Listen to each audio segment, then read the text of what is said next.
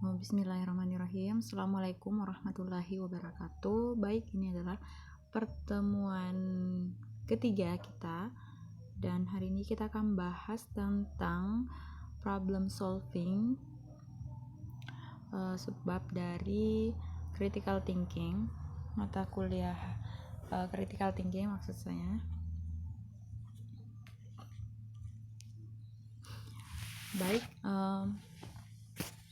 pertama-tama saya akan menyampaikan LO kita pada pertemuan hari ini, yaitu ibu-ibu diharapkan dapat mengaplikasikan langkah-langkah pemecahan masalah ke dalam masalah pada umumnya dan masalah kebidanan pada khususnya.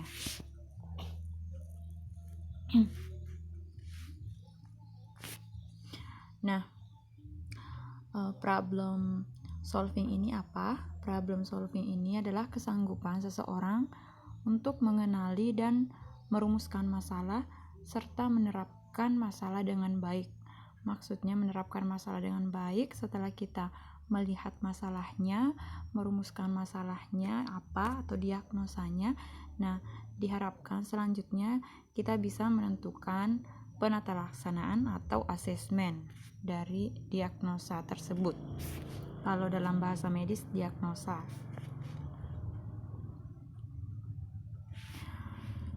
Langkah-langkah problem solving ada berapa? 1, 2, 3, 4, 5, 6, 7. Di sini dikemukakan ada 7 langkah dari problem solving, meskipun di teori-teori lain itu banyak yang mengungkapkan tidak 7, maksudnya ada yang 8, ada yang 5, ada yang macam-macam, tapi teori yang saya gunakan di sini langkah problem solvingnya ada 7. Yang pertama, identifikasi masalah. Yang kedua, identifikasi masalah mungkin dalam dunia kebidanan atau medis itu melihat data objektif dan data subjektifnya. Data subjektifnya pasien mengeluh apa yang dirasakan oleh pasien, sejak kapan dirasakannya, seperti itu.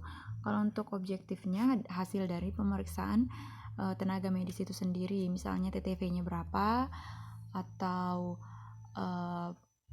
apakah dia setelah dilakukan pemeriksaan fisik head to toe di situ ditemukan apa saja. Nah, itu merupakan objektifnya. Kemudian merumuskan masalah, kita menentukan ini masalahnya apa, kemudian atau diagnosanya lah ya. Kemudian yang ketiga, temukan alternatif pemecahan masalah. Nah, alternatif pemecahan masalah ini kan pastinya kita alternatif ini, menemukan alternatif pemecahan masalah tidak hanya satu ya, tapi diharapkan lebih dari satu. Kemudian analisa tiap alternatif pemecahan masalah. Nah, kita pilih pemecahan masalah yang paling tepat untuk menangani masalah. And next, memilih alternatif pemecahan masalah. Setelah menganalisa risiko dan keuntungannya masing-masing, tentunya kita memilih salah satunya saja. Kemudian laksanakan alternatif pemecahan masalah. Jadi yang telah dipilih itulah yang dilaksanakan, bukan malah melenceng dari perencanaan. Kemudian setelah itu dilakukan evaluasi. Nah, ini adalah tahap terakhir. Setelah dilakukan semua tahap ini, langkah terakhir itu evaluasi. Kita lihat apakah alternatif pemecahan masalah kita itu berhasil atau tidak. Kalau ternyata tidak, kita kembali dari awal. Oke, semua penjelasannya ada di sini, di slide berikutnya. Identifikasi masalah, gunakan fakta dan informasi. Nah, itu tadi misalnya kita lihat data subjektif dan data objektifnya. Jadi jangan membuat opini sendiri, karena untuk mengidentifikasi masalah dengan tepat itu ya harus berdasarkan fakta dan informasi, tidak mengada-ngada atau berasumsi sendiri atau berpendapat kayaknya gitu. Jadi harus betul-betul berdasarkan fakta dan informasi. Misalnya informasinya dari kata si ibu, dia mengeluh apa misalnya, Kemudian kalau faktanya, data objektif misalnya ibu sudah mengeluh, informasi yang didapatkan dari ibu, dia sudah mengeluh 3 bulan tidak haid, kemudian ibunya merasa mual-mual, kemudian kita tidak langsung mendiagnosa bahwa ibu tersebut hamil. Tentunya kita harus menggunakan fakta dengan melakukan pemeriksaan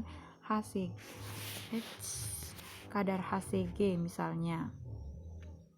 Nah, dari pemeriksaan ini apakah dia positif atau negatif, kita baru bisa menentukan diagnosa. Dan setelah melakukan pemeriksaan fisik, apakah teraba balotemen atau tidak. Kalau misalnya tidak teraba balotemen, kemungkinan dia tidak hamil, kemungkinan maksudnya dia itu mola dan lain sebagainya. Jelas gunakan fakta dan informasi yang ada, tidak mengada-ngada. Kemudian rumuskan masalah. Perhatikan dengan seksama apa yang menjadi permasalahan. Jadi kita harus fokus pada masalah yang dihadapi. Cobalah melihat masalah tersebut dari sudut pandang orang lain untuk memastikan bahwa pandangan kita tidak terlalu sempit. Nah, kenapa kita harus melihat sudut pandang orang lain? Karena satu kepala tentunya beda dengan 3 kepala misalnya. 2. Kenapa setiap orang itu punya pandangan yang berbeda? Karena itu tadi, manusia itu berasal dari latar belakang yang berbeda. Jadi tentunya untuk menyelesaikan masalah dia juga berbeda. Misalnya cara mengeluarkan uang ini berasal dari keluarga kaya. Nah, ini kemungkinan dia menghambur-hamburkan, maksudnya beli sesuatu yang tidak penting. Kalau ini mungkin berasal dari keluarga yang menengah ke bawah, jadi dia berhemat. Kalau si ini dia menanggung banyak misalnya dia tanggung adiknya, dia tanggung anaknya 3 misalnya, jadi dia akan mengeluarkan uang dengan seperlunya, sangat berhemat. Jadi satu kepala tidak mungkin sama dengan 3 kepala, karena setiap individu itu kan unik ya. Ingat prinsip filosofis bidan itu, setiap wanita adalah individu yang unik, kebutuhannya berbeda, dan tentu saja sudut pandangnya masing-masing orang berbeda. Apalagi jika tingkat pendidikannya berbeda, tentu orang yang berpendidikan lebih tinggi akan memiliki sudut pandang yang berbeda dibandingkan orang yang sama sekali tidak mengenyam pendidikan gitu, karena mungkin ada prioritas-prioritas tertentu yang dikedepankan. Oke, kita next. Nah, ini ada contoh kasus. Seorang ibu postpartum 4 jam di PPM Anda mengatakan ingin segera pulang ke rumah karena memikirkan anak pertamanya yang masih kecil sedang dititipkan di tetangga. Nah, ini baru 4 jam. Gimana nih? Apakah kita izinkan pulang atau tidak? Sebagai bidan, apa yang Anda lakukan? Nah, gimana? Kira-kira.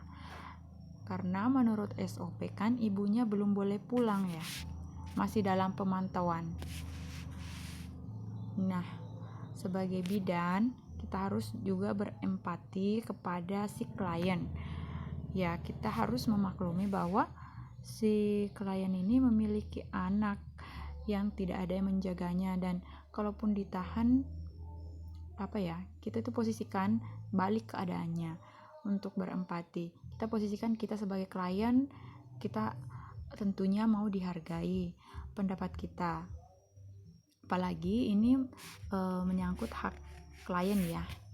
Jadi kita tidak boleh memaksakan si SOP ini, meskipun ini adalah standar kita dalam memberikan asuhan, tetapi di sisi lain kita juga harus menghormati hak klien kita. Nah, untuk menjawab kasus ini tentunya kita harus memikirkan win-win solution. Win-win solution ini adalah solusi yang tidak merugikan siapapun, bahkan mengakomodasi kepentingan kedua belah pihak. Ibu dipersilahkan pulang. Jadi win-win solutionnya di sini adalah ibu dipersilahkan pulang, tapi jika ada keluhan segera menghubungi bidan atau segera datang ke bidan. Jadi kita tidak akan menahan ibunya, silahkan pulang, tapi dengan satu syarat, ibunya jika ada keluhan segera menghubungi bidan atau segera datang. Nah, untuk itu kita harus membekali ibu dengan pendidikan kesehatan tanda bahaya postpartum, misalnya perdarahannya yang keluar banyak, atau ibunya merasa lemah, pucat, dan lain sebagainya, atau payudaranya misalnya teraba nyeri, panas, mengkilat, dan lain sebagainya. Nah, kita harus membekali ibu pendidikan kesehatan untuk membekalinya dia di rumah supaya jika terjadi sesuatu yang membahayakan akan segera ditangani secepat mungkin, gitu ya.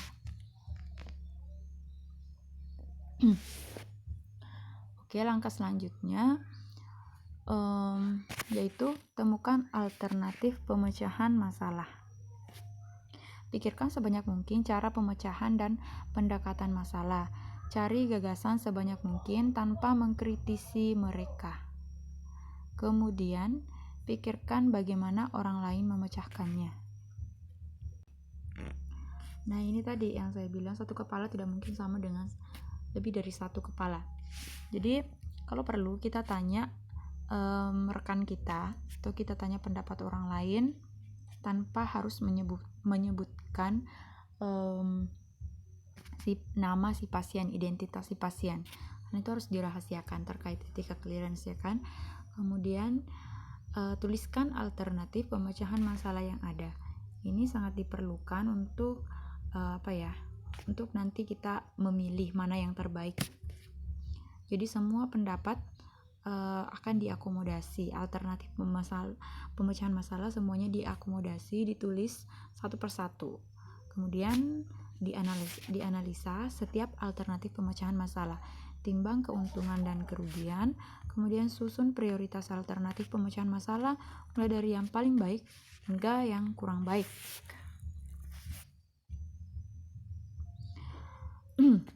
Selanjutnya, pilih alternatif pemecahan terbaik.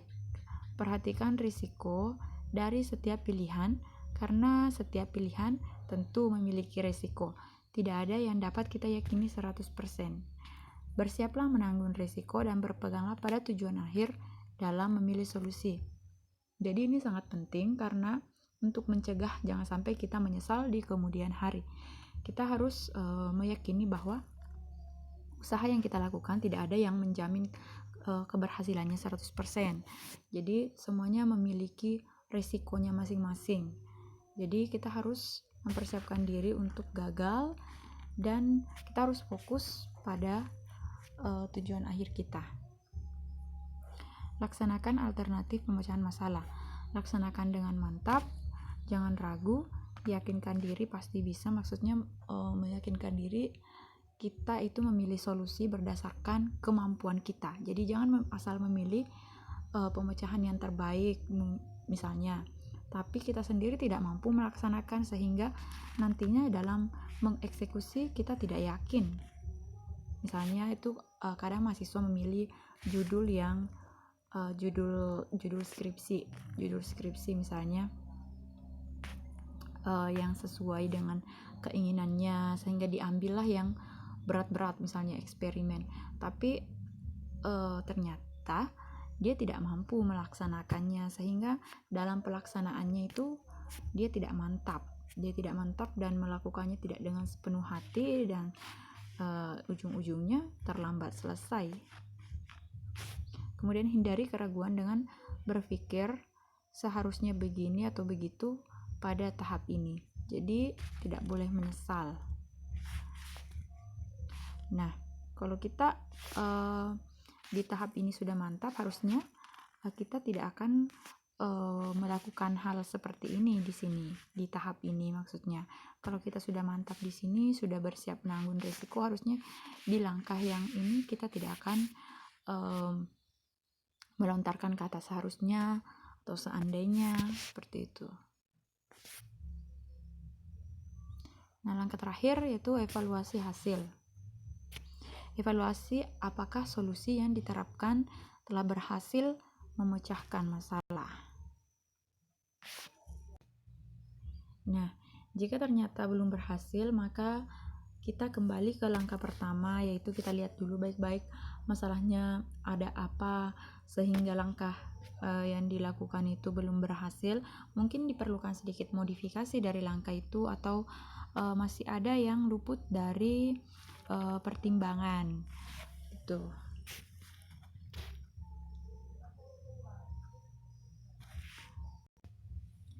Sebenarnya itu sudah ada ya di 7 langkah Varney kalau di kebidanan. Kemudian, nah ini yang paling penting, jangan pernah terus menyesali diri.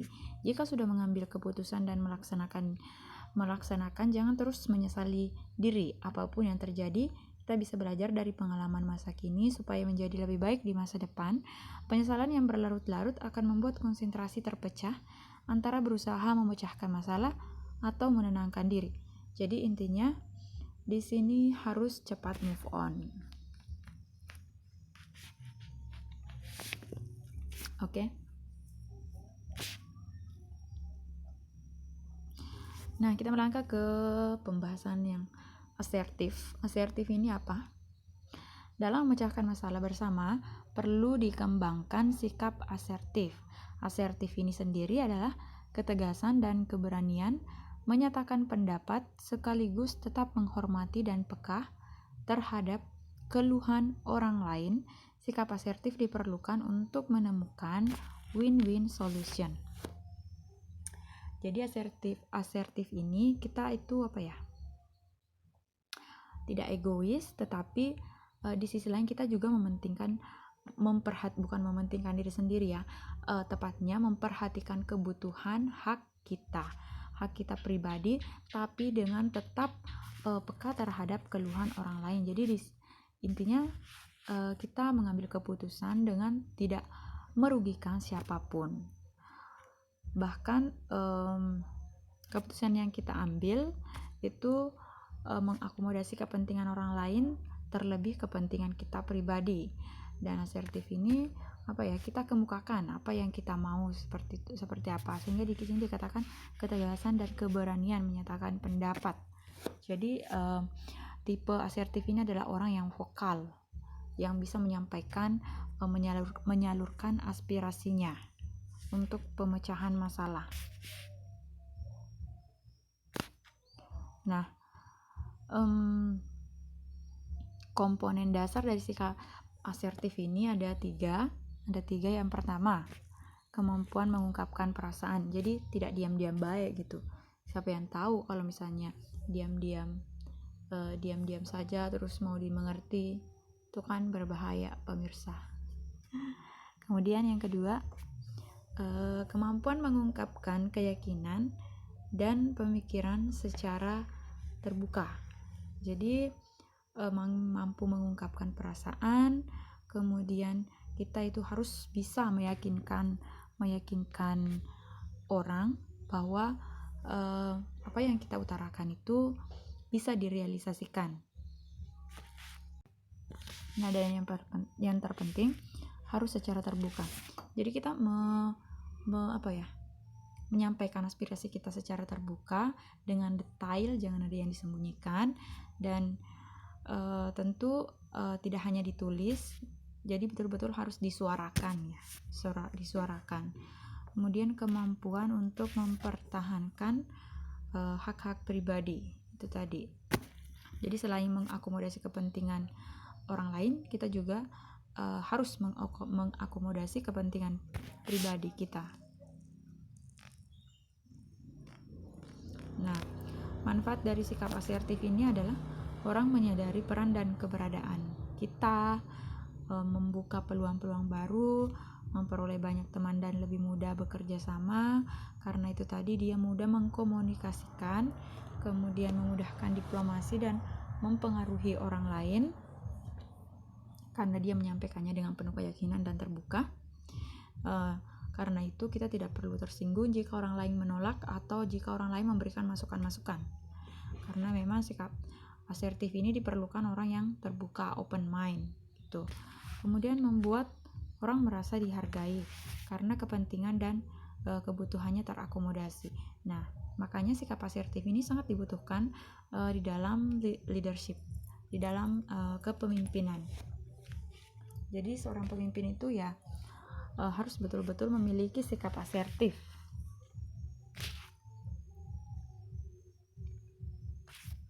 Cara menjadi asertif, yang pertama, menganalisa diri. Kemampuan kita sampai di mana, kemudian apa sih yang kita keunggulan kita apa, kekurangan kita apa. Nah, di situ kebutuhan kita apa, kebutuhan orang lain terhadap kita itu apa. Jadi mampu melihat kemampuan sendiri. Kemudian menganalisa keadaan. Nah, keadaan ini sangat penting. Jadi kita sesuaikan kemampuan kita dengan keadaan yang kita hadapi, di mana kita berada. Dan yang terpenting, selalu kendalikan emosi. Harusnya orang yang berpendidikan tinggi itu yang membedakannya dari orang awam ya, karena kemampuan dia mengendalikan emosi.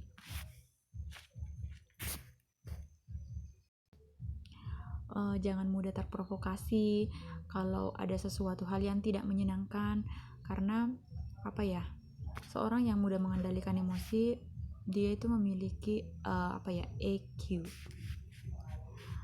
emotional quotient yang bagus. Dia mudah mengendalikan emosinya, menenangkan diri sehingga dia dapat berpikir jernih. Nah, kalau kita tidak bisa mengendalikan emosi, maka akan sulit untuk menjadi asertif. Karena kita tuh mudah dihasut, mudah. Nah, kalau sudah emosi sudah naik, itu keputusan yang diambil juga pasti tidak bijak lah gitu. Kemudian yang selanjutnya, manfaatkan kesempatan,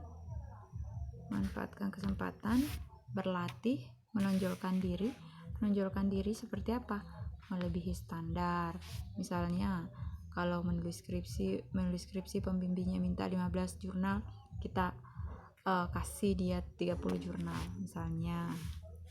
Kemudian inisiatif. Inisiatif itu yang seperti itu sikap yang dimiliki oleh seorang leadership. Pernah dengar beasiswa LPDP? Nah, di tahap seleksi LPDP ini kan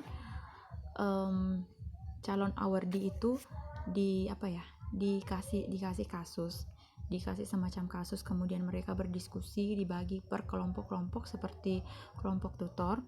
Nah, tapi itu pengujinya sengaja untuk tidak menunjuk siapa moderator, siapa notulen gitu. Jadi dia dibentuk kelompok-kelompok, dikasih kasus, kemudian ada nanti satu orang yang inisiatif, dia akan responsif, dia akan agresif menonjolkan dirinya. Oh, saya yang jadi moderator, saya akan memfasilitasi teman-teman untuk mengarahkan jalannya diskusi ini. Nah, itu contoh dari inisiatif. Nah, LPDP itu mencari orang yang seperti ini gitu. Itu adalah salah satu contoh. Kemudian senang menolong. Ya, tentunya karena orang yang bersikap asertif ini tidak egois dan jiwa kepemimpinannya itu besar, jadi harus dia senang menolong karena dia peka terhadap kebutuhan orang lain juga.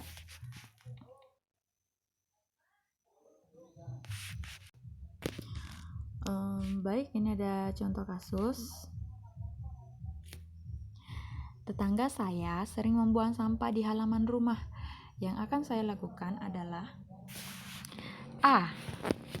Memarahi saat ia datang membuang sampah. Ini sih emosional ya. Jadi saya rasa sih tidak. Kalau langsung memarahi saat ia datang membuang sampah, memang sih seharusnya orang seperti itu pantas dimarahi, tapi apakah ini merupakan solusi yang terbaik? Kalau orang memang betul memiliki sikap asertif, tentu dia tidak akan melakukan yang ini. Kemudian yang kedua, melaporkan kepada ketua RT. Ini bisa, tapi sepanjang kita bisa menyelesaikan masalahnya secara kekeluargaan, kenapa harus melibatkan ketua RT? Ini sama saja bisa mempermalukan tetangga kita. Jadi salah, bukan salah sih ya, tapi kurang tepat dilakukan oleh orang yang memiliki sikap asertif ini. Kemudian C, mendatanginya dan meminta untuk tidak membuang sampah sembarangan. Ini bisa. Kemudian D, membalas dengan membuang sampah di halamannya. Ini bukannya menyelesaikan masalah, malah menambah masalah ya. Kemudian E, memberi tanda peringatan untuk tidak membuang sampah di halaman. Ini juga bisa antara C dan E. Tapi kita lihat dia memberi peringatan. Misalnya dia pasang apa ya, semacam plakat atau apalah di situ. Tapi kan di sini di soalnya sudah jelas ya, tetangga yang melakukannya, bukan orang yang sembarangan lewat terus membuang sampah di situ. Ini sudah jelas oknumnya siapa, tetangga. Jadi ya udah, kita langsung datangin saja, kemudian memintanya untuk tidak membuang sampah lagi. Siapa tahu tetangganya itu tidak mengerti atau menganggap hal itu adalah sesuatu yang wajar. Yang pasti kita sampaikan dengan bahasa yang sopan santun yang bisa diterima oleh si tetangga ini. Nah, kalau dia marah atau yang lain sebagainya, reaksinya tidak sesuai yang diharapkan, ya terserah dia. Yang penting kita sudah melakukan sesuai tata krama yang baik lah. Oke, kita lanjut. Ini adalah jawabannya. Skor tertingginya adalah C dan skor terendahnya adalah D, membalas dengan membuang sampah di halamannya, karena itu hanya akan menambah masalah, guys. Oke, ini ada contoh kasus lagi. Silahkan ibu-ibu bisa baca, kemudian bisa jawab sendiri. Videonya di post dulu.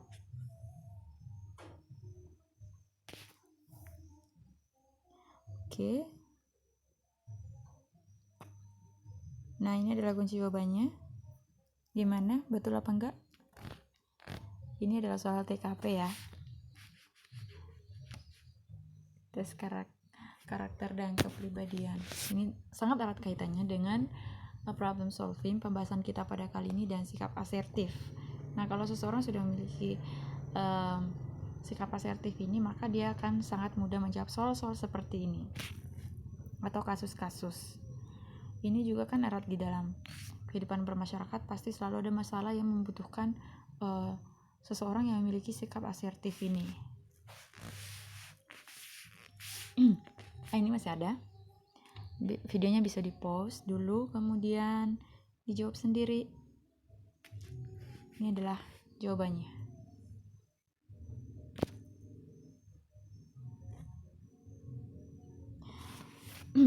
Karena kita berkecimpung di institusi Muhammadiyah dan selalu ada interkoneksi Islam, dan saya minta maaf untuk pertemuan-pertemuan sebelumnya saya lupa mencantumkan interkoneksi Islam. Nah, ini ada Islamic problem solving menurut Ken Watanabe di dalam bukunya yang bestseller.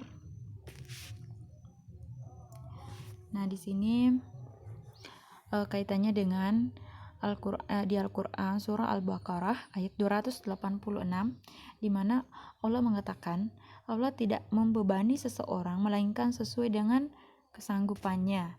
Setiap masalah pasti kita sanggup melakukan dan menyelesaikannya. Jadi itu adalah keyakinan kita yang pertama, karena Allah sendiri yang bilang langkah pertama yang harus dilakukan adalah percaya bahwa kamu bisa menyelesaikannya. Di dalam prosesnya mungkin memang ada rasa-rasa dilema, ada rasa-rasa tidak mampu menyelesaikan, tapi itu wajar dan manusiawi jika di awal-awal kita dihadapkan pada suatu masalah. Tetapi seiring berjalannya waktu, jika kita berusaha untuk menyelesaikannya pasti akan ada jalannya. Kenapa? Karena Allah sendiri yang bilang di dalam surah Al-Baqarah. Selanjutnya, do the right things, then do the things right. Jadi ini maksudnya kita planningnya harus benar, kemudian dalam mengeksekusi itu juga lakukan dengan benar. Di sini diterangkan di dalam Al-Quran, terangkanlah kepadaku tentang orang yang menjadikan hawa nafsunya sebagai ilahnya. Maka apakah kamu dapat menjadi pemelihara atasnya? Kemudian di surah Al-Jasiyah dikatakan, maka pernahkah kamu melihat orang yang menjadikan hawa nafsunya sebagai ilahnya dan Allah membiarkannya sesat berdasarkan ilmunya, dan Allah telah mengunci mati pendengaran dan hatinya dan meletakkan tutupan atas penglihatannya. Jadi orang yang menjadikan hawa nafsunya itu sebagai yang menjadikan hawa nafsu sebagai junjungannya, yang suka mengambil keputusan dengan berdasarkan hawa nafsunya pada saat dia marah, pada saat dia panas-panasnya tanpa menenangkan diri dan menjernihkan pikirannya, itu pasti akan merugi pada akhirnya. Allah sudah katakan bahwa orang yang menjadikan hawa nafsunya sebagai junjungannya itu adalah orang yang sesat, karena saat orang marah dan mengambil keputusan itu kan dipermainkan oleh iblis. Kemudian langkah kedua,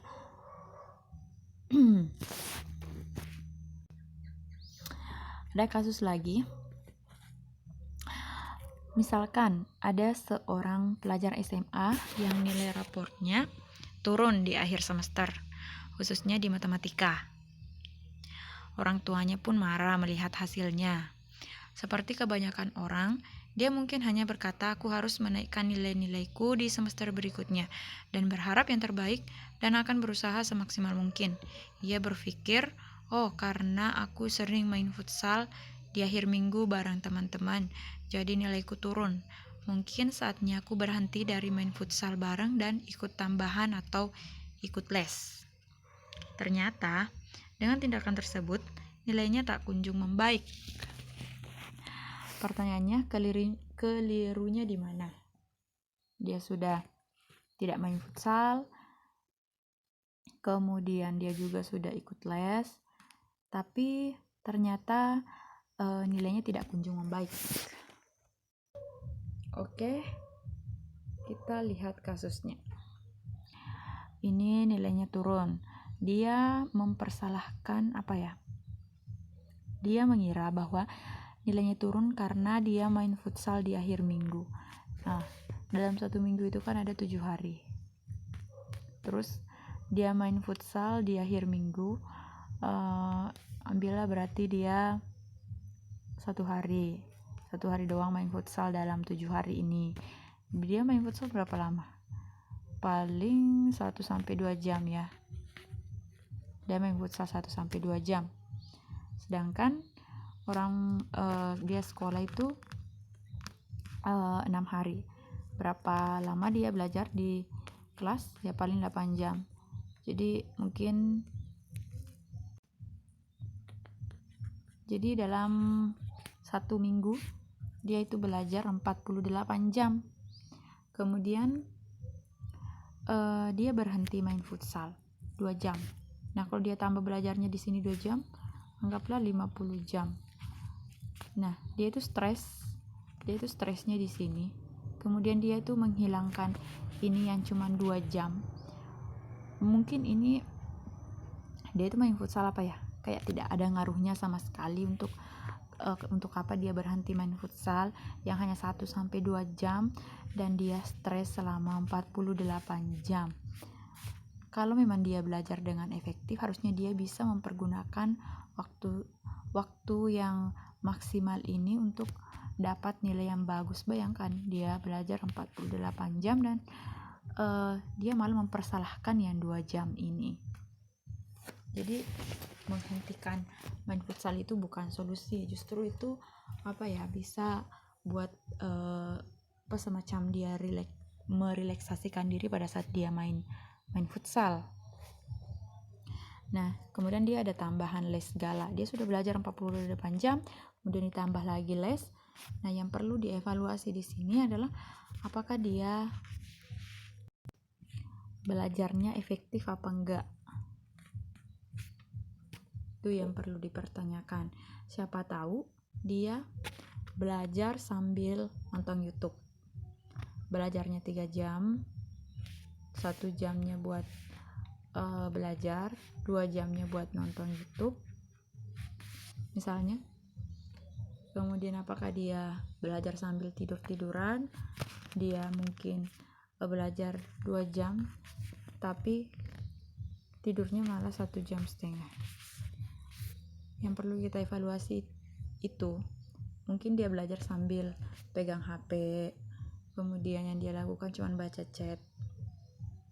Jangankan anak-anak ya, kita sendiri pun kalau mengerjakan sesuatu sambil nonton TV atau sambil ngapain gitu pasti selesainya lama, tidak efektif lah gitu. Oke, langkah penyelesaian masalah secara utuh menurut Ken Watanabe ini di dalam bukunya. Yang pertama, memahami situasi.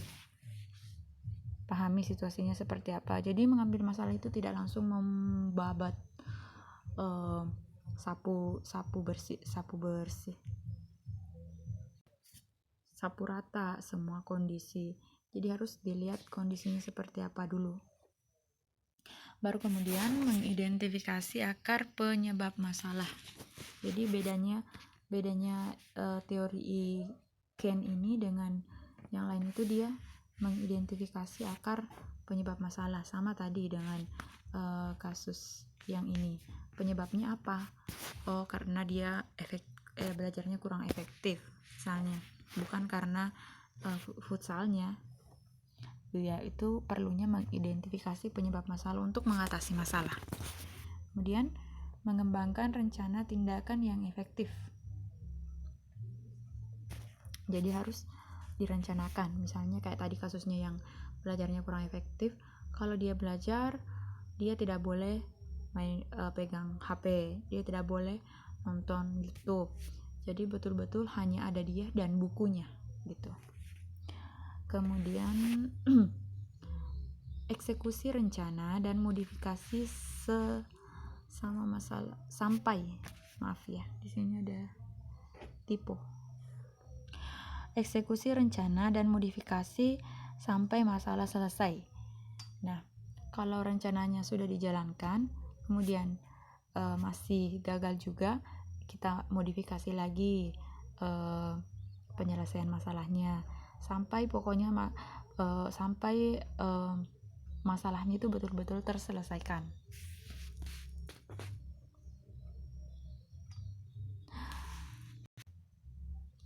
Oke, akhirnya kita tiba di slide terakhir dan terima kasih atas perhatiannya. Mungkin sampai di sini. Silahkan ibu-ibu dan teman-teman bisa komen jika ada yang perlu didiskusikan atau ada yang perlu disanggah. Siapa tahu di sini di penyampaian saya dari slide pertama sampai di sini ada kesalahan, silahkan di komen. Saya akan terbuka untuk itu, dan jika ada yang perlu didiskusikan silahkan di komen di kolom komentar, dan jika komentarnya nanti saya lihat cukup banyak, saya akan bikin video feedback atas pertanyaan atau sanggahan dan kritikannya jika perlu. Kalau tidak banyak, misalnya komennya cuma 1 atau 2, saya akan balas saja di kolom komentarnya. Oke, terima kasih atas perhatiannya. Assalamualaikum warahmatullahi wabarakatuh, and see you on my next video. Bye bye.